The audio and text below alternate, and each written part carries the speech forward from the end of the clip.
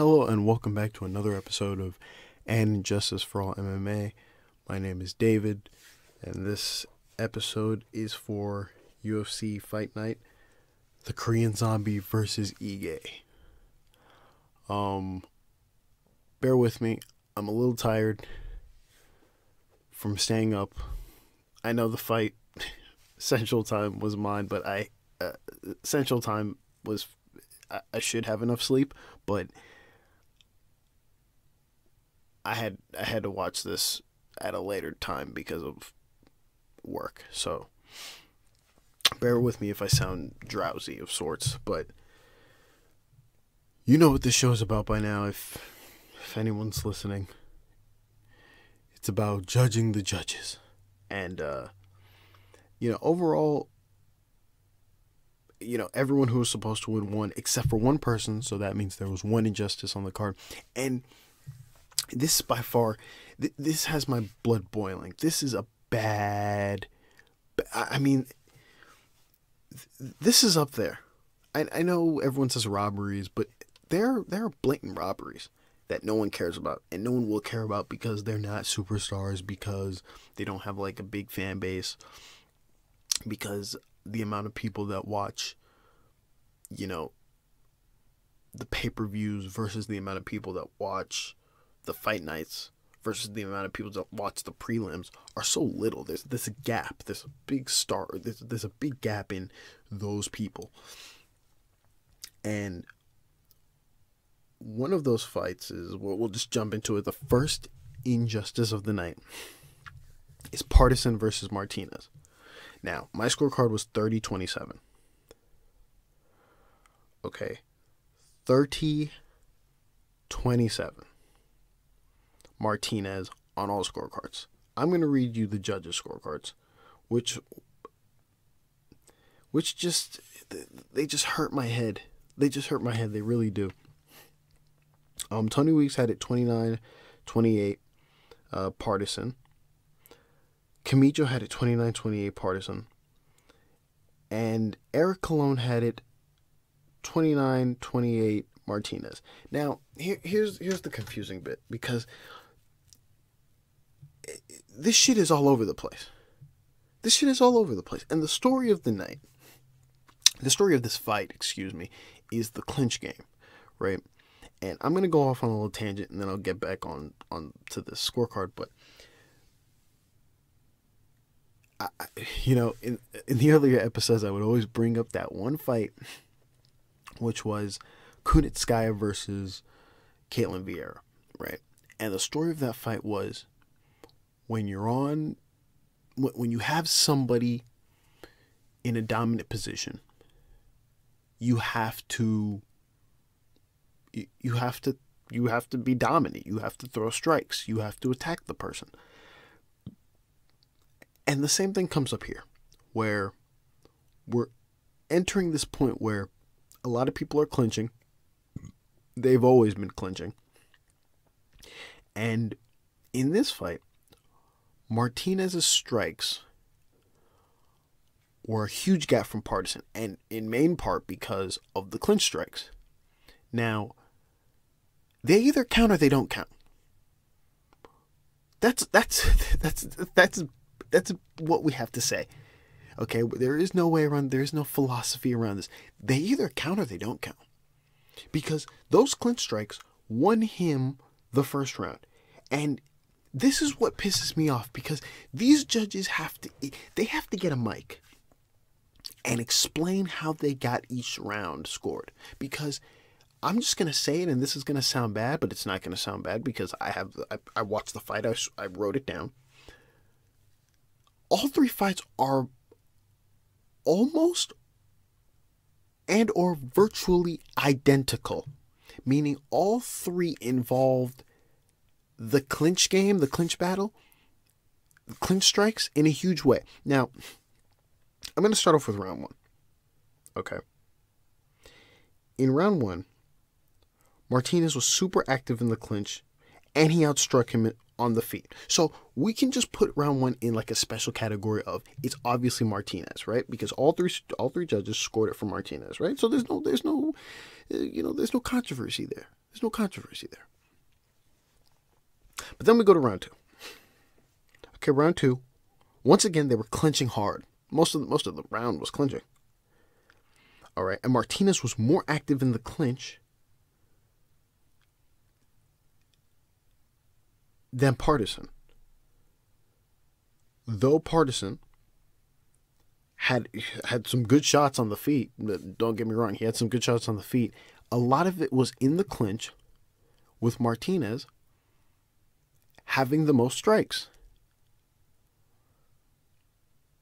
And then at the end of the round, Martinez gets a big submission attempt. That's at the very end of the round. Now that's another thing. Those either count or they don't count, right? If you go back to the Caitlin Vieira fight, it's not like she was attempting subs the whole time. No, she was just holding her.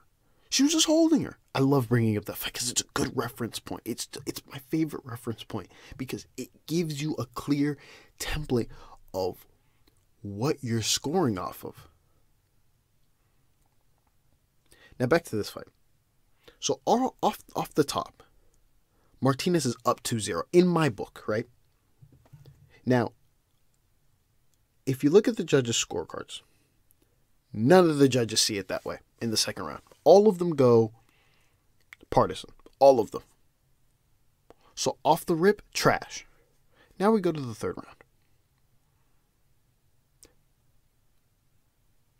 The third round, Partisan lands some good shots on the feet.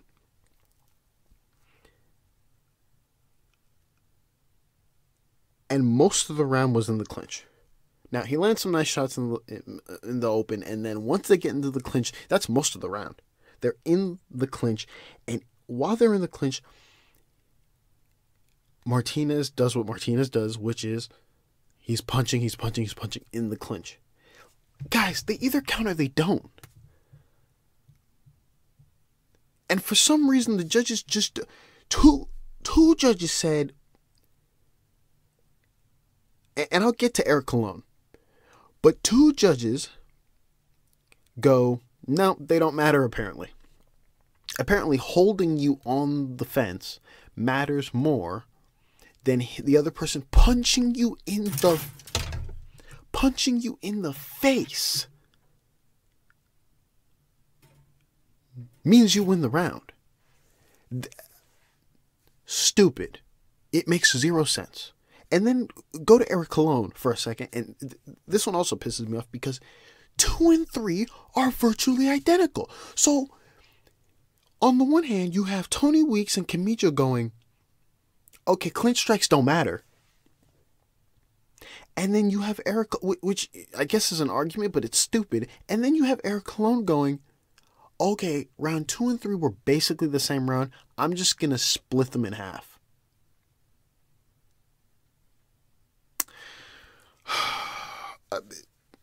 No one's going to care about this fight. No one's going to care. Martinez was robbed. It's a 30-27. Just like no one will care about, no one will care about fucking, what's his name? No one will care about Felipe Collier. How Collier fucking won 30-27, but Felipe won on a split D somehow?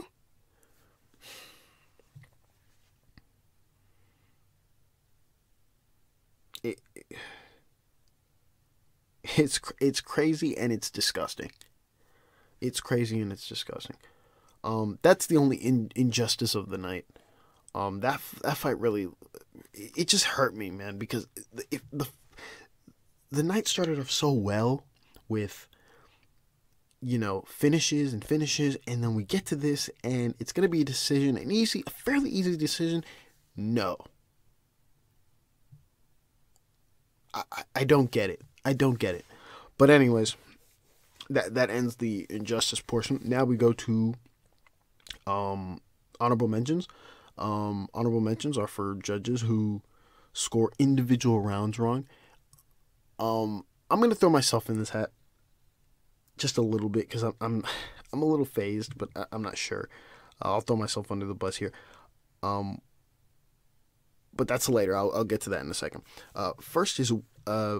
First honorable mention of the night is Williams versus Semelsberger. I had a 30-27 for Williams.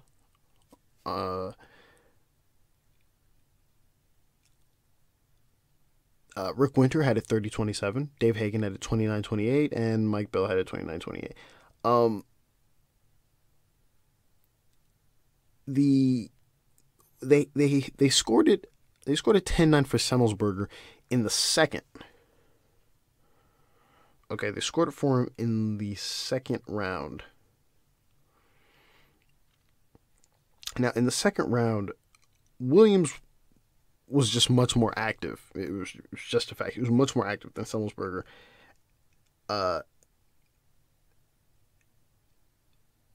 Despite Semelsberger having a few good shots, but Williams was just so much more active and landed more than Semelsberger that it's his round.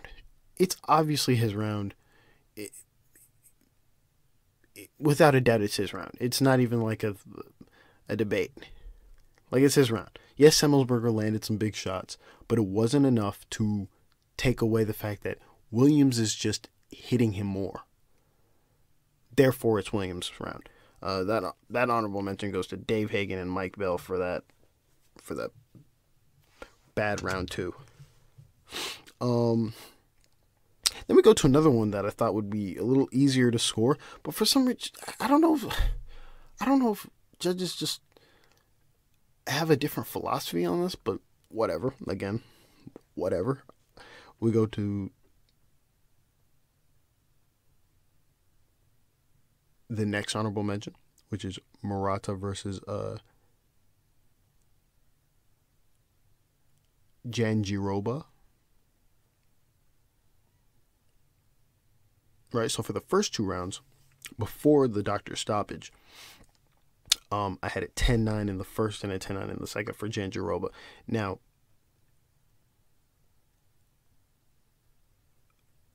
two judges had it the same way. Saul D'Amato and Derek Lou, they had it the same way. But Judge Bird had the first round for Murata. Now, if you remember correctly, that first round was a little topsy-turvy, right? It was a little topsy-turvy. Jandiroba outstruck Murata until Jandiroba pulled guard, and Murata landed very little ground and pound. I mean, very little ground and pound. Like, not enough to influence or switch stances in the round.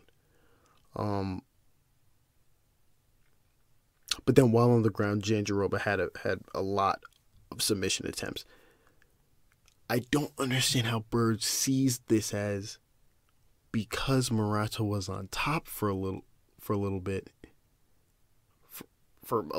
and landed little to no ground and pound.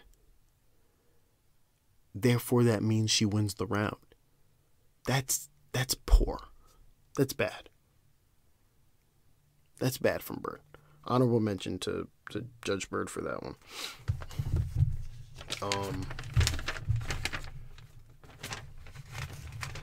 And then we go to the second split D of the night, and that's Camur versus I'm gonna call him Negumereanu, yeah. Camur versus Negumereanu. I had it 29-28. Negumereanu with Neg getting 10-9 in the last 2 rounds. Tony Weeks had it the exact way I had it, 29-28. Mike Bell also had a 29-28, and Eric Malone had a 29-28. But Mike Bell only gave it 10-9 in the second, and that was for Camur, which we'll get to that. And then Eric Cologne gave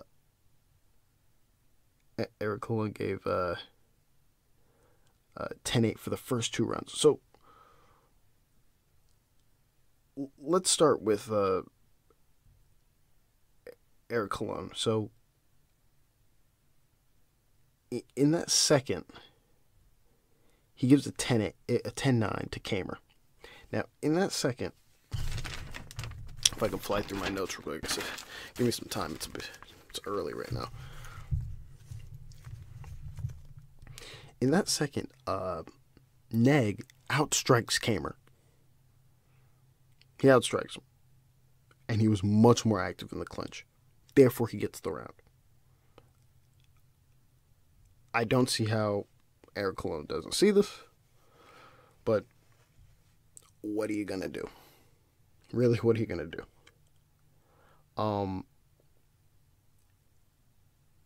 Then in that, for Mike Bell, he gives a 10-9 for Neg in the first round.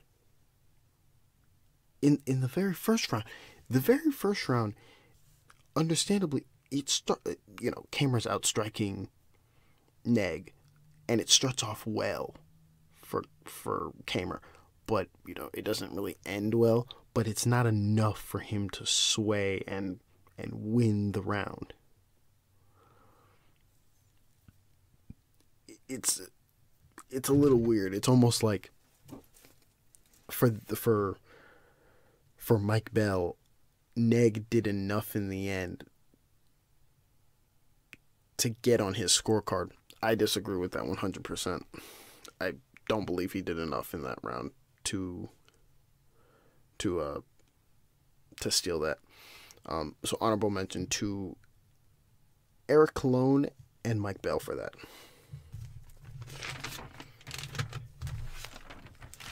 And then we'll get on my case for a little bit. This honorable mention is for me slightly. I want to say slightly because I searched for some other scorecards just to make sure I wasn't the only one in that feeling. But thankfully, I'm so thankful that Matt Brown saved me. I'm thankful because I could have flubbed this scorecard, and I could have. And I'll be honest, there's been a couple I've been flopping on. I would have come here and I would have shat on myself again. I'm still trying to get better. I'm still trying to get good at this. All right. And so far, I think I'm fairly decent. I would give myself like a pat on the back, but I need to get better at looking at this. I scored a 10-9 for Brown. Now I looked for some other scorecards. There were some that were 10-9s, but most of them were 10-9 for Lima in that first. Now, thankfully, Brown came to save me with the KO, but I say slightly because my reasoning for this is Brown landed the more head strikes, though they were trading leg kicks, and I believe Lima had the more leg kicks leaving the first round. Brown landed, if not all, the most head strikes, so I gave him the round for that.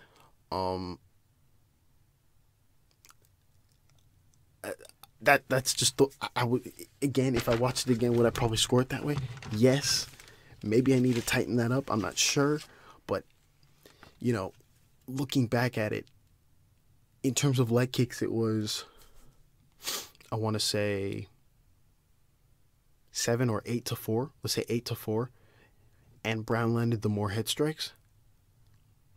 And he was pushing the pace. I'm not mad that I put Brown for that scorecard. I think I'm right. But I just want to be, slightly humble and go, most people scored it for Lima. Maybe Lima got it. Their reasonings were he was more effective with the leg strikes, which I don't like that explanation. I really don't. Because they were both throwing leg strikes, and both of them gave big reactions. So I don't know why, 4 more leg strikes wins him the round, really. But I want to be humble and say, maybe I got that wrong, though. Maybe. Maybe. So that's an honorable mention for me. All right, and the next honorable mention is for Vera versus Grant. A really good fight. Really good fight. I don't know if it got fight of the night. I'll have to check. But this one, oh my god, it's just more chicanery from the judges, man. More chicanery. I had a 29-28 with Vera getting the last 2 rounds. Okay, that's very important. Now, here's where my head starts to fucking spin. Okay. Rick Winter, who on the ball tonight. Rick Winter had it also 29-28, my scorecard. Mike Bell, he scored it my way. He just flubbed with the 10-8 at the end. 29-27. And then Derek Clearly had a 30-26. So we'll start off with the round 3, right? In round 3, okay, Vera got a takedown, ground and pound the whole way, had a submission attempt. It was basically the whole round. Boom, it's his round 100%. This is the part that people keep forgetting. Zoom back to Ketlen Vieira versus Kunitskaya, right? Actually, don't zoom back to that because that's not a good example for this argument. You have to be active from the bottom. It null and voids the 10-8. Look,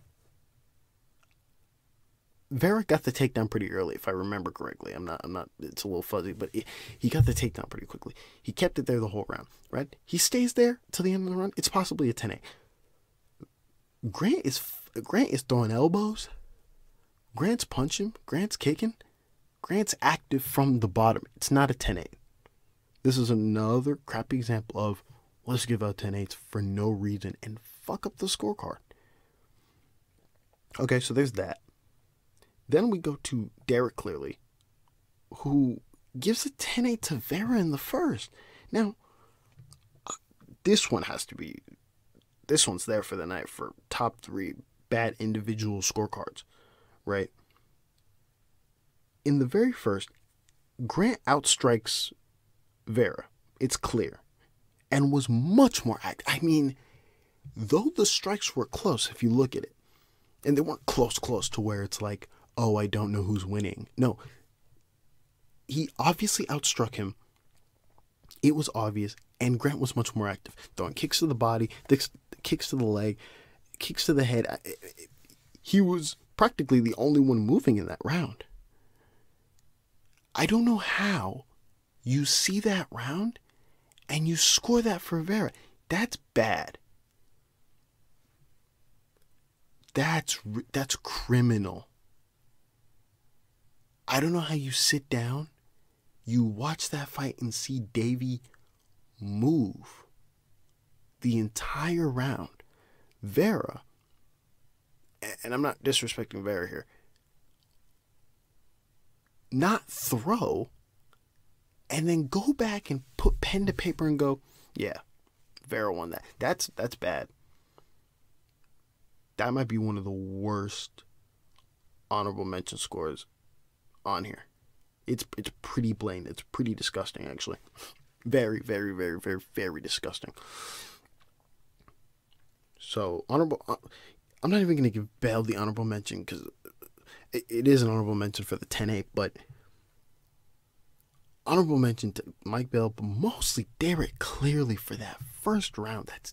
It's criminal. It's almost criminal. It's very criminal. You should be arrested for that.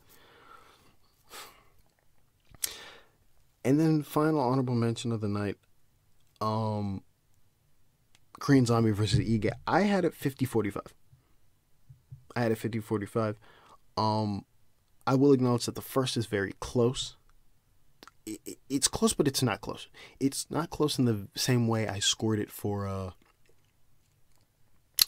Font versus Garbrandt, where that first round reminds me of this first round, where it's a little close on the feet, and Garbrandt and also Korean Zombie get a takedown in this weird area where it's like the 2-minute mark, essentially, where they get a takedown.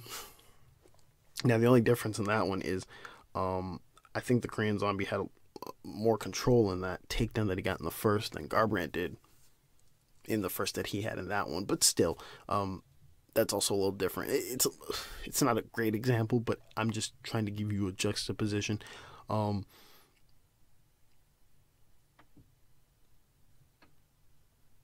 Yeah, both were close in strikes. And the Korean Zombie got a takedown. That's the reason why I gave it a 10-9 in that first round. And then when I heard the scorecards, I heard 48-47s. Now, I assume they're also talking about the fifth. I'll get to that in a second. But Saul D'Amato had it 48-47. Clearly had it 49-46. And Mike Bell had it 49-46. Now, I'll leave Mike Bell and Derek Cleary alone. Right? Because in that first, they gave a 10-9 to Ige. Again, I'm not really mad at that. Saul D'Amato now.